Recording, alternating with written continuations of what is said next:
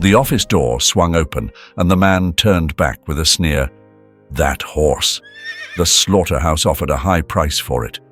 But before he could take another step, the scene before him made him freeze. Chickens and ducks scattered everywhere, goats bleating in chaos, and a frantic worker rushed over, panting and shouting, "That horse! It opened the gate and let all the other animals escape." "Jamie, he's not moving." The vet's voice was low, almost drowned by the muffled sounds of the wind outside the barn. Jamie Castano froze. His hands, smeared with antiseptic, tightened around the gauze he'd been wrapping around Clark's injured leg. The little lamb lay still on the straw-covered floor, his once lively bleats now replaced with labored breaths. The faint, rhythmic rise and fall of his chest slowed with every agonizing second. "No, no, no," Jamie muttered, dropping to his knees. He pressed his ear against Clark's ribcage, desperate for the faintest sound of a heartbeat. The vet, a middle-aged woman with kind but tired eyes, placed a gentle hand on his shoulder. "Jamie," she whispered, her voice a mix of compassion and inevitability. "No." His shout echoed through the barn, startling the few animals housed nearby. He gritted his teeth, his fingers fumbling as he tried to administer another dose of antibiotics. "He's not going like this, not like this." Clark had been Jamie's first real rescue. The lamb had been barely skin and bones when Jamie found him in a cramped, filthy corner of a dairy farm. His fleece was matted with mud and feces, his legs so weak he could barely stand. Jamie had paid the farmer out of his own pocket, not caring that his small rescue, Freedom Farm Animal Rescue, was already scraping by. Jamie had promised himself and Clark that the little lamb would get a second chance. And, for a while, it seemed like he might. Clark had regained some strength, even managing to take a few wobbly steps outside the quarantine pen. Jamie had pictured Clark growing into a healthy ram, a symbol of everything Freedom Farm stood for. But now, all that hope was slipping away. Fast. "Come on, buddy," Jamie whispered, his voice cracking. He stroked Clark's head, his touch shaky. "Fight, okay? Just fight a little more." The lamb's eye flickered open for a moment, locking onto Jamie's. It wasn't the frantic, frightened gaze Jamie had first seen when he rescued him. This look was soft, almost resigned, as if Clark knew something Jamie refused to accept. And then, just like that, his chest stopped moving. Jamie sat frozen, his hand still on Clark's head. The barn felt impossibly quiet, save for the distant sound of a bird chirping outside. He couldn't breathe, couldn't think. The vet gently reached for him, but Jamie pulled away, cradling the lifeless lamb against his chest. "I should have done more," he choked out, tears streaming down his face. "I should have." "You did everything you could," the vet said softly. "Sometimes it's out of our hands." But Jamie didn't hear her. All he could think about was the moment he found Clark, the promise he made, and the look in the lamb's eyes that seemed to say, "You tried." That night, Jamie sat alone on the porch of the small house he'd turned into Freedom Farm's base. The warm glow of the sunset did little to ease the cold emptiness in his chest. He stared at the fields ahead, where a few other rescues, goats, chickens, a pair of ponies, moved lazily through the pasture. But he didn't feel proud of what he'd built. Not tonight. Clark's death wasn't the first he'd witnessed, but it cut the deepest. The lamb had been more than a rescue. He'd been a reminder of why Jamie had started Freedom Farm in the first place. And now, all Jamie could see were his failures. Every animal he hadn't been able to save, everyone he'd left behind in places like that dairy farm. A memory hit him like a gut punch. The auction house. Rows upon rows of terrified animals crammed into tiny pens, their fates decided by the highest bidder. Their eyes, wide with fear, haunted him every night. The thought made Jamie's stomach churn. He leaned forward, gripping the edge of the porch rail. "I can't keep doing this," he muttered to himself. "Not like this." But he knew he would. He had to. In the weeks that followed, Jamie threw himself back into the work of running Freedom Farm. The grief over Clark didn't fade, but it hardened into resolve. He attended auction after auction, his stomach knotting each time he stepped into the cold, sterile warehouses. The air reeked of fear, sweat, and despair. But Jamie forced himself to stay. At one auction, a calf barely a few weeks old caught his eye. She was trembling, her legs too weak to hold her up. Jamie didn't hesitate. He placed a bid and carried her out himself, ignoring the stares and snickers from the other buyers. "Waste of money," one muttered.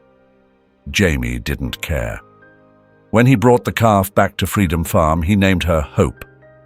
Jamie's work wasn't easy. The farm struggled financially, and public perception of his mission was lukewarm at best. Many people didn't understand why he cared so much about just animals.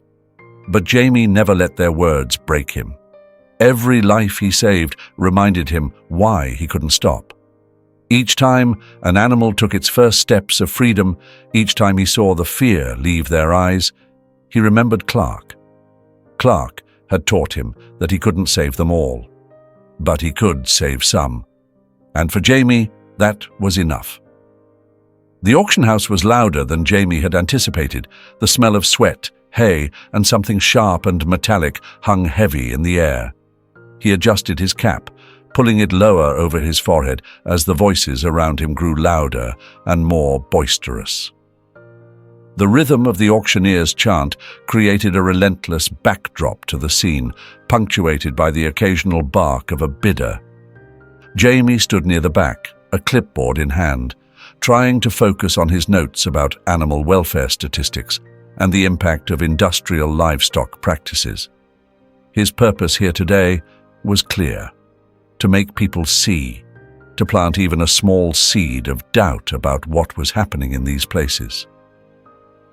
"Hey, hero," a voice drawled from nearby. Jamie turned to see a man in a stained denim jacket leaning against the wall, a half-smoked cigarette dangling from his lips. The man smirked, nodding toward Jamie's clipboard. "What are you going to do? Save 'em all?" Jamie swallowed his frustration, forcing a calm expression. "I'm here to educate. Maybe someone will think twice next time." The man laughed, loud enough to draw the attention of a few others nearby. "Think twice? You don't belong here, pal. These animals' fates sealed the moment they walk in." Another voice chimed in, sharper and more mocking. "Yeah, you think the cows and horses in there got a happy ending waiting for 'em?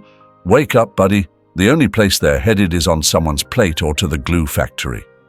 Jamie tightened his grip on the clipboard. His jaw clenched, but he refused to let their words derail him. Instead, he took a deep breath, turned back to his notes and muttered, "Maybe I can't save them all, but one's enough to make it worth trying." The rows of pens inside the warehouse were a grim sight. Animals of all sizes, goats, cows, pigs, and horses, stood huddled together, some pacing nervously, others too weak to move. The air was thick with fear, the kind that seeped into Jamie's skin and settled like a weight on his chest. He moved slowly through the aisles, scanning the animals. His heart twisted with every trembling leg and every set of eyes that met his. He wanted to reach through the bars, to whisper something soothing, but he knew it would only be for himself. And then he saw her. At first, it was the number that caught his eye. 25, branded deep into the neck of a chestnut mare. His breath hitched. The number was a familiar ache, a sharp reminder of his uncle, the man who had taught him what it meant to care for creatures that couldn't speak for themselves. Jamie stepped closer, his eyes tracing the contours of the horse. Her coat, once shiny and strong, was dull and patchy. Scars crisscrossed her legs, the unmistakable marks of pin firing. It was a cruel practice meant to mask pain and extend the usefulness of racehorses long past their breaking points. "She's a direct ship," someone muttered behind him. Jamie turned to see a handler walking by, pointing lazily at the pen. "What does that mean?" Jamie asked, though he already suspected the answer. "Means she's not going up for auction. She'll be on the slaughter truck soon as this is over." Jamie felt the words like a punch to the gut. He turned back to the mare, watching as she shifted her weight uneasily, her head dipping low. For a moment, her eyes met his. They weren't filled with panic like the others, but something quieter. Resignation, perhaps. But beneath that, Jamie thought he saw a flicker of something else. He couldn't be sure. "She's been through a lot," the handler added, almost as an afterthought. "Used up, thrown away. Typical story for one like her." Jamie nodded absently, his gaze still locked on the mare. Something inside him shifted. He didn't know why, but he felt a connection to her, a pull he couldn't explain. Jamie spent the rest of the auction in a daze, his mind replaying the image of the mare's eyes over and over. As the crowd began to thin out, he found himself lingering near her pen again. "Hey," he said softly, though he knew she couldn't understand him. Her ears flicked slightly at the sound of his voice. "You don't deserve this." Jamie clenched his fists, frustration boiling in his chest. He thought about all the animals he couldn't save, all the times he had to walk away empty-handed because there just wasn't enough money or space at the rescue. But something about this mare, about Joni, as he decided to call her, made him feel like walking away wasn't an option this time. He glanced at the handler from earlier, who was busy loading another animal onto a truck. "What's it going to take to get her off that truck?" Jamie asked, his voice steady despite the storm raging inside him. The man raised an eyebrow. "A lot more than you've probably got. She's bound for slaughter, and there's money in that." Jamie's heart sank, but he didn't back down. "What if I can pay? What's her price?" The handler shrugged, clearly indifferent. "Don't know if you can afford it, but go talk to the boss if you're serious." Jamie pushed open the heavy wooden door, stepping into the office where the auction manager, a stocky man with a cigar clamped between his teeth, sat behind a cluttered desk. The air reeked of smoke and stale coffee. "I need to talk to you about that horse," Jamie said, urgency creeping into his voice as he gestured toward the pen outside. "Number 25, the chestnut mare." The man glanced up, barely interested. "What about her?" "I want to buy her," Jamie said quickly. "I know she's marked for slaughter, but I'll pay, whatever it takes." The manager chuckled dryly, leaning back in his chair. "Whatever it takes, huh? Got a fat wallet hiding under that coat, kid?" Jamie ignored the jab, stepping closer to the desk. "Look, I'm serious. I run an animal rescue, and she doesn't belong on a truck to the slaughterhouse. She's been through enough." "Rescue, huh?" The man smirked, removing the cigar from his mouth and stubbing it out in an overflowing ashtray. "Let me save you some time. These horses ain't pets, and they sure as hell ain't charity cases. That mare's got a price, and it's high one." "How high?" Jamie pressed, his stomach tightening. The man leaned forward, his smirk widening. "Higher than what you've got. Slaughterhouses pay top dollar for horse bones these days. Ever heard of bone gelatin? Fancy chefs can't get enough of it. Makes for a nice payday for folks like me." Jamie's face flushed with anger. "You can't put a price on a life," he shot back. "That's real sweet," the man said, his voice dripping with sarcasm. "But sweet, don't pay my bills." Jamie's frustration boiled over. "I'll raise more money. Give me a few days. You think I'm running a charity?" The man cut him off, shaking his head. "Slaughterhouses pay up front, cash on the barrelhead. Unless you can match that, this conversation's over." Before Jamie could argue further, a loud clamor erupted from outside. The sound of hooves striking metal, panicked braying and shouting filled the air, spilling into the room like a wave. Both men froze. The manager's expression darkened. "What the hell is going on out there?" Jamie turned toward the door, his heart pounding. The manager stood abruptly, grabbing his hat. "Come on, let's see what mess this is. Now." The scene outside was chaos. Animals of all sizes, horses, goats, and even a few pigs, were stampeding through the yard, weaving between startled handlers who yelled and waved their arms in futile attempts to corral them. "What in God's name?" the manager muttered, his words cut off by the sight of his assistant running toward him, panting and wide-eyed. "They're loose," the assistant cried. "All of them. The mare. She broke out first and opened the gates." "What?"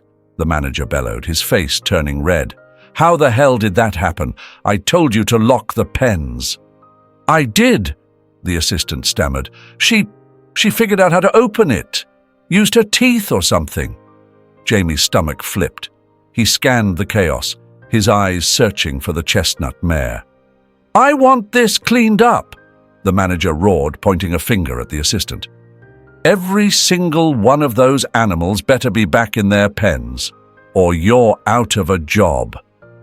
"Yes, sir," the assistant mumbled, darting away to join the handlers. Jamie didn't wait for an invitation. He moved through the fray, dodging a panicked goat that darted past him, and headed straight for the pens. He had to find her, Joni. The sounds of shouting and clattering metal grew louder as Jamie approached the holding area. And then he saw her.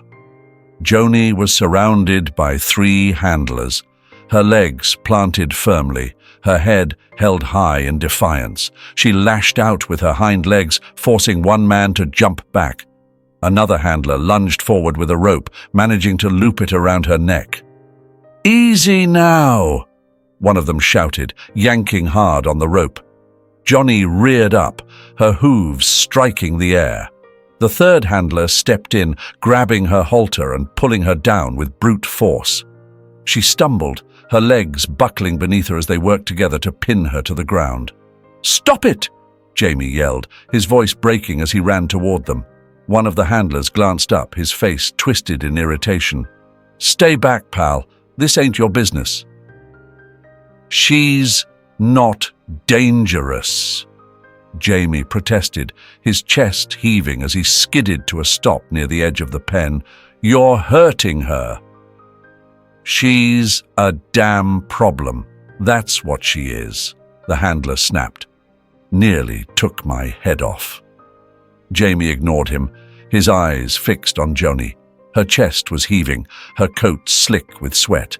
Despite the ropes and the weight of the men holding her down, there was fire in her eyes, a determination that hadn't been extinguished. "Let me help her," Jamie pleaded, his voice cracking. "You don't have to do this." "Help her?" one of the men scoffed.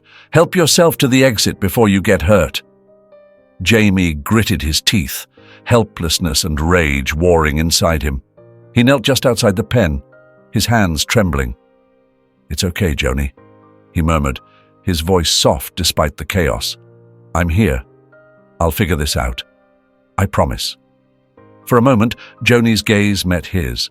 The defiance in her eyes softened, just slightly, as if she understood him.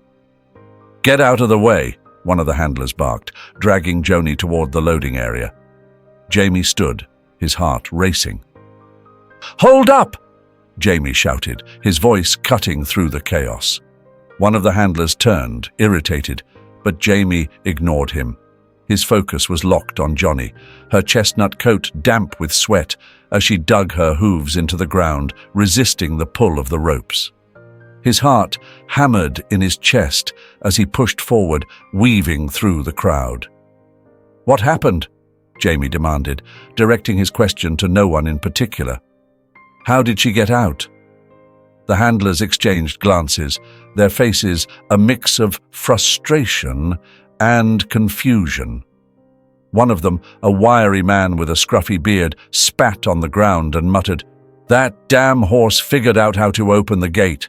Let half the yard loose." Jamie froze, his mind racing. "She opened it?" "Yeah, now we've got goats in the parking lot and pigs under the damn trucks." The man barked, tugging the rope harder as Joni thrashed. Jamie's eyes narrowed. He turned sharply and bolted toward the main office, ignoring the shouts and the chaos behind him. The office was a flurry of activity, papers scattered across desks and phones ringing incessantly. Jamie barged in, his boots skidding slightly on the linoleum floor. "Where's the security footage?" he demanded, startling the lone guard sitting behind a desk. "Excuse me?" the guard asked, lowering his coffee cup. "The cameras," Jamie pressed, breathless. "I need to see what happened in the pens. Now."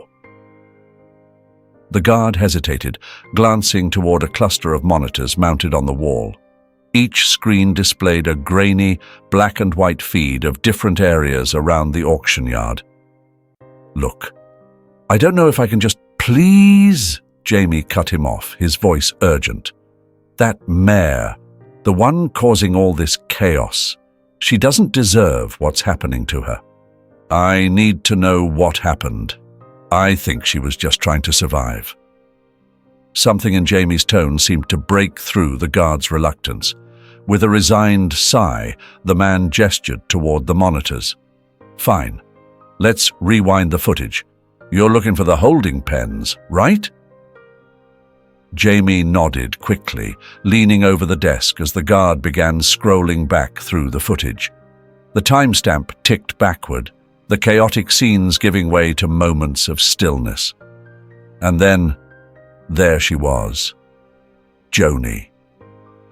Jamie's breath caught as he watched the mare on the screen. She was standing in her pen, her ears flicking back and forth as if she were listening to something. Then she moved, her head lowering toward the latch on the gate.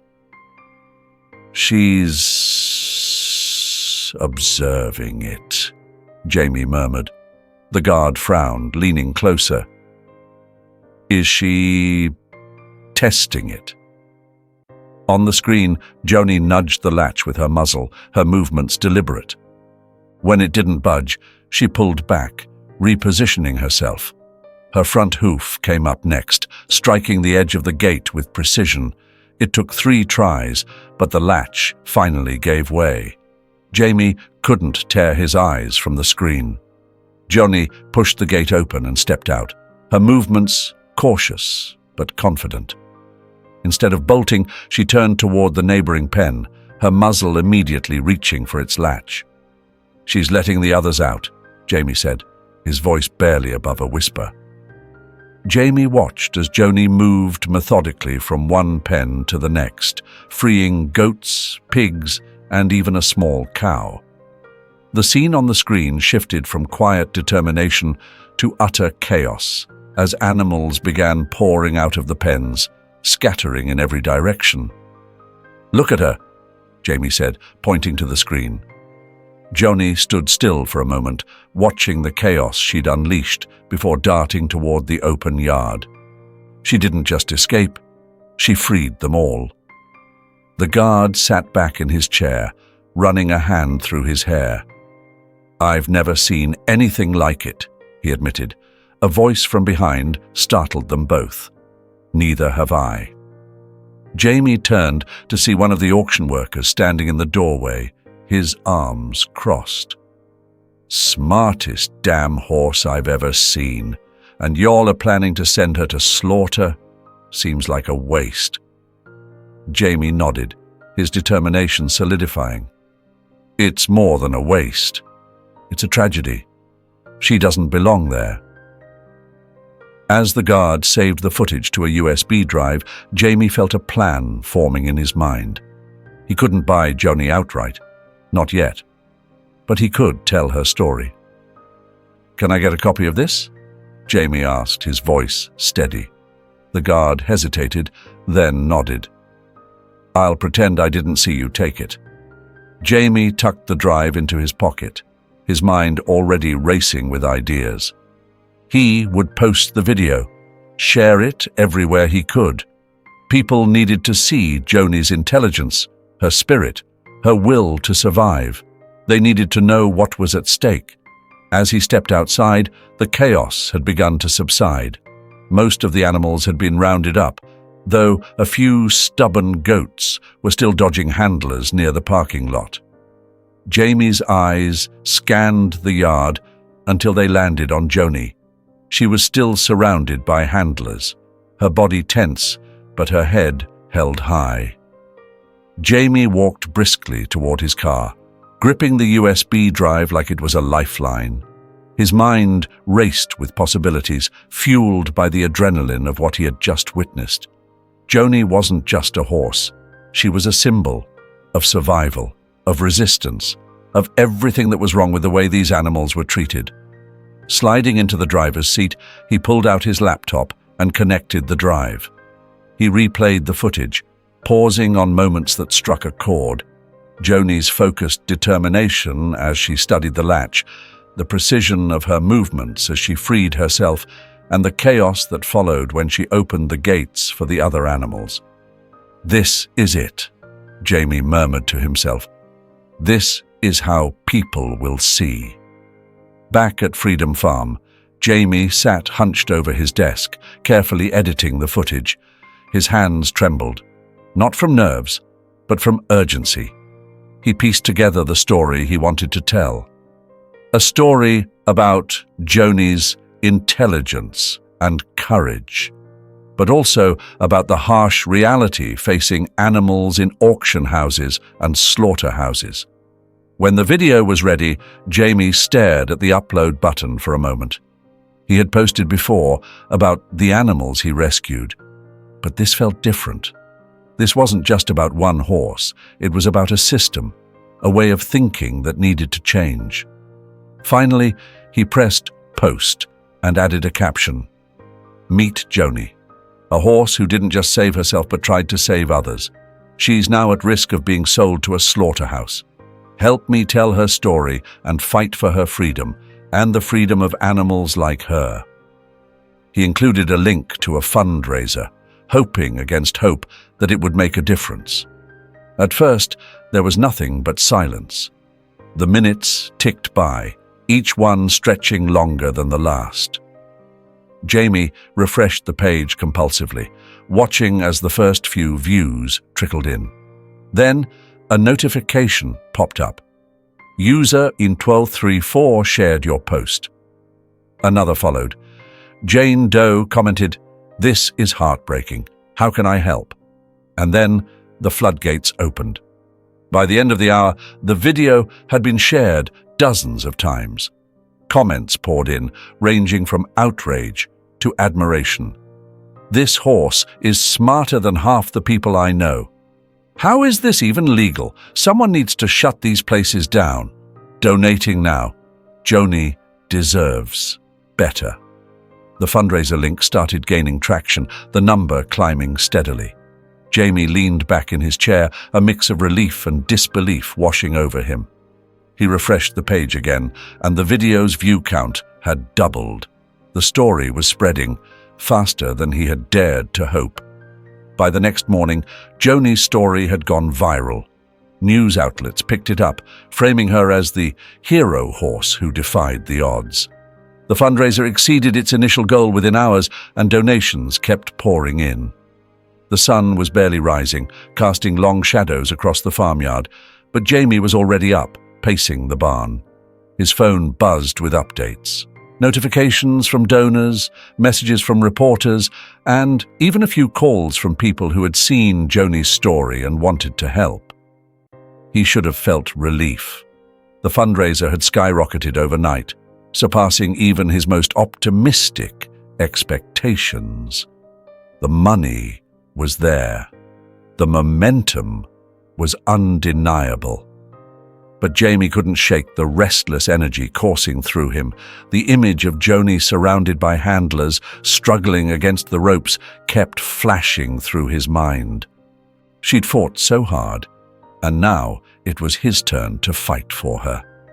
He had the funds, but he knew it wouldn't be a simple transaction. These auction houses didn't operate on compassion. They thrived on profit.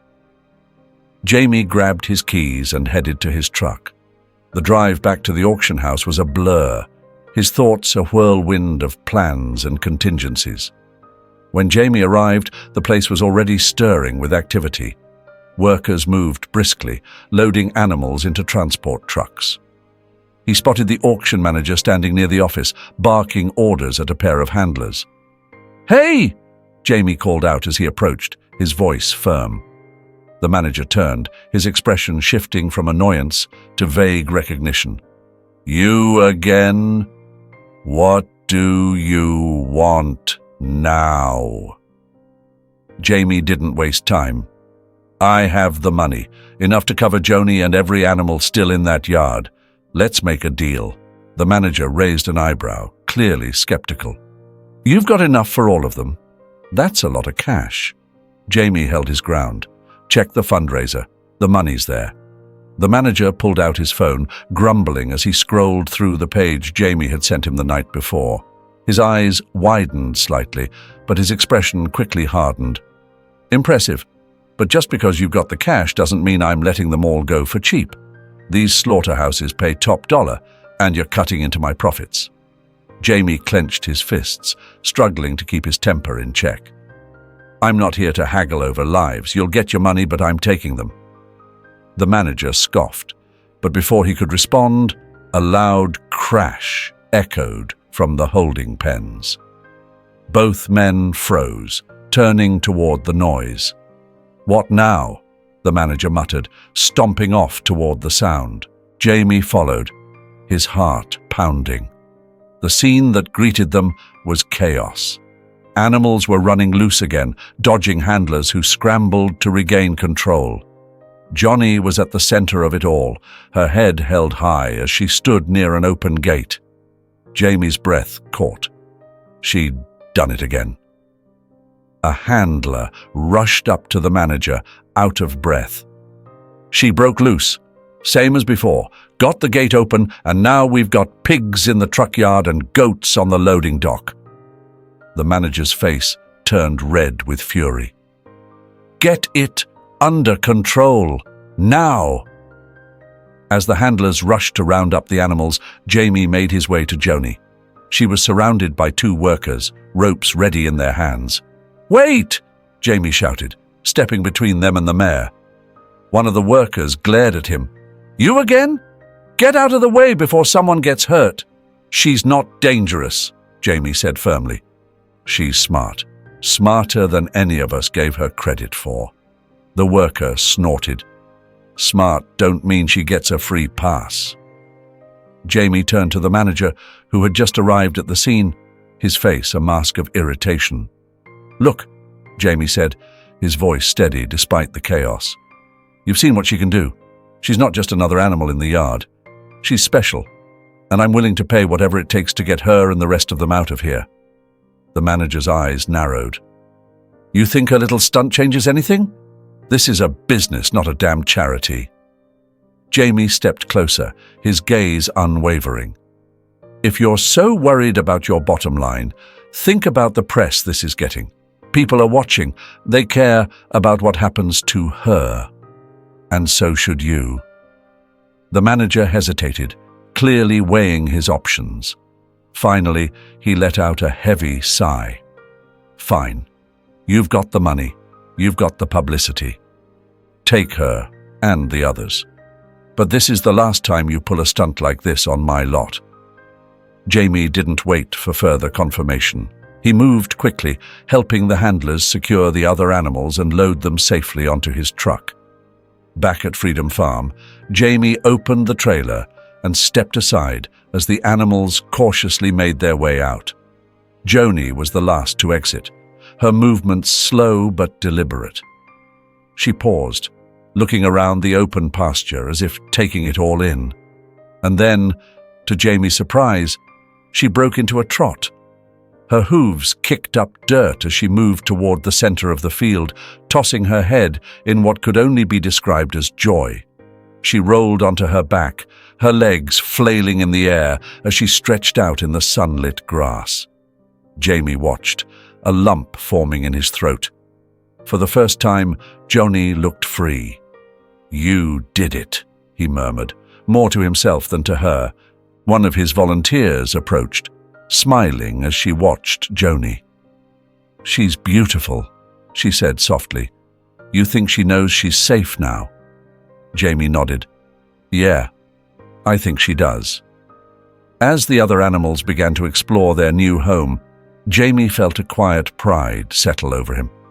He hadn't just saved Joni, he'd saved dozens of lives, and in doing so, he'd reminded himself of why he'd started this journey in the first place. The first few days at Freedom Farm were the hardest. Joni's spirit, so bold and defiant during her escape, seemed dulled by the new environment. She stood in the quarantine pen, her chestnut coat twitching whenever someone approached. Her ears stayed pinned back, her eyes wary. Jamie kept his distance at first, giving her space. He'd seen this before. Rescued animals often carried their trauma like an invisible weight. But with Joni, it felt heavier somehow, as though she had borne more than her share of cruelty. Late one afternoon, Jamie approached her pen slowly, holding a small bucket of grain. "Hey there, girl," he said softly, careful to keep his tone calm. "Just me." Joni's ears flicked toward him, but she didn't move. She watched him with that same guarded expression, her body tense, as if she were ready to bolt. Jamie crouched just outside the pen, setting the bucket down between them. "No one's going to hurt you here, I promise." She didn't come closer, but she didn't turn away either. Jamie considered that a win. The routine repeated itself over the next week. Every morning and evening, Jamie would sit by her pen, talking in low tones about anything and everything, the weather, the other animals, the progress being made around the farm. He'd learned long ago that his voice was a tool, a way to soothe even the most frightened creatures. Sometimes he'd catch Joni watching him, her head tilted slightly, as if she were trying to figure him out. But the moment he moved, even to shift his weight, she'd tense up again. It was frustrating, but Jamie never let it show. He knew this wasn't a battle to win, it was a bridge to build, and bridges took time. By the second week, Joni started to edge closer to the fence when Jamie was there. She wouldn't come near enough to touch, but she no longer flinched at his presence. One evening, as the sun dipped low over the farm, Jamie sat cross-legged near the gate, humming an old tune his uncle used to sing. The melody was low and easy, blending with the rustle of the trees and the distant clucks of chickens settling in for the night. Joni took a hesitant step forward, then another. Jamie kept humming, his hands resting loosely on his knees. She stopped just short of the gate, her nose twitching as she sniffed the air. "Go ahead," Jamie said quietly, not looking directly at her. "It's just me." After a moment's hesitation, Joni dipped her head toward the bucket he'd brought. She took a cautious nibble, her eyes darting toward Jamie every few seconds. He stayed still, his heart pounding with a mix of excitement and relief. This was progress. By the third week, something shifted. Jamie was unloading hay from the truck when he felt a presence behind him. He turned to find Joni standing at the edge of the quarantine pen, her ears forward and her eyes bright. "Well, look who's curious," he said with a grin, wiping his hands on his jeans. Joni took a step closer to the gate, her movements slow but deliberate. Jamie set the hay bale down and walked toward her, stopping a few feet away. "You coming to say hi?" he asked. To his surprise, Joni stretched her neck forward, her nose brushing against his outstretched hand. Jamie froze, letting her make the first move. When she didn't pull away, he gently ran his fingers along her muzzle, her coat warm and soft under his touch. "There you go," he murmured. "See? Told you no one's going to hurt you here." Joni snorted softly, almost as if in agreement. By the end of the month, Joni was a different horse. She greeted Jamie at the gate every morning, her ears pricked forward and her tail swishing happily. She no longer shied away from his touch and even allowed some of the volunteers to brush her coat. One morning, as Jamie walked toward the barn, Joni trotted alongside the fence line, matching his pace. "Looks like someone's got herself a new best friend," one of the volunteers teased. Jamie chuckled, leaning against the fence to scratch Joni's neck.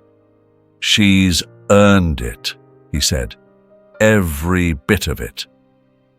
Watching her now, Jamie couldn't help but feel a swell of pride. Joni had come so far, from the terrified mare in the auction pen to this confident, curious soul who had begun to trust again. Word of Johnny's recovery spread quickly, thanks to updates Jamie posted online. People who had donated to her rescue left comments about how inspired they were by her story.